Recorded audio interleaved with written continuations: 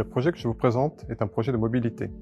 Il a été mené avec les transports publics fribourgeois. Il a pour vocation d'amener une nouvelle conscience collective dans les transports publics, à savoir que le conducteur, lorsqu'il conduit, transporte des personnes, mais il doit aussi penser à une conduite plus éco-responsable. Pour réaliser ce projet, nous avons utilisé des véhicules de dernière génération. Nous avons fait une analyse, une étude, et nous avons pu voir que la conduite de chaque conducteur était différente, avait une signature, et que cette conduite était améliorable. Donc on a équipé tous nos véhicules de différents capteurs.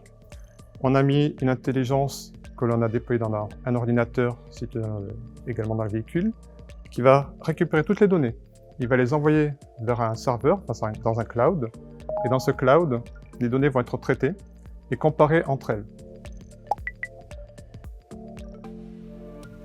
Ce projet, vous pouvez le voir au travers d'un système qui est dans un bus, un affichage en cabine qui permettra au conducteur de savoir en permanence où il se situe, et puis un site internet sur lequel il peut se comparer, il peut voir son parcours. Ça reste ses données à lui. S'il veut aller plus loin, il peut en parler à un formateur, à d'autres conducteurs, à son coach, à son responsable, mais les données sont sa sphère privée. Donc s'il souhaite s'améliorer, ça lui donne la possibilité de s'améliorer. Et vis-à-vis de l'opérateur, ça lui permet aussi d'essayer de faire améliorer la conduite de ses conducteurs, améliorer le confort et aussi essayer de diminuer la consommation de carburant. Alors, notre solution est transposable vers d'autres entreprises de transport public. On peut s'adapter à leur infrastructure informatique et aussi dans les véhicules. Et puis il faut savoir que pour l'entreprise, le gain sera premièrement un gain financier, le but étant de réduire la consommation de carburant.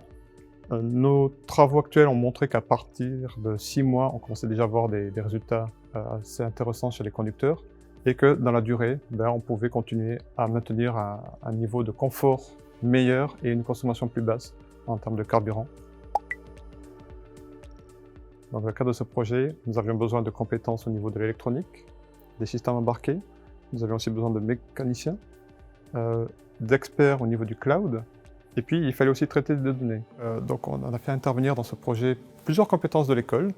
Et par chance, à EPIA, nous les avons toutes. Donc, ça a permis justement de trouver toutes les forces pour pouvoir réussir le projet.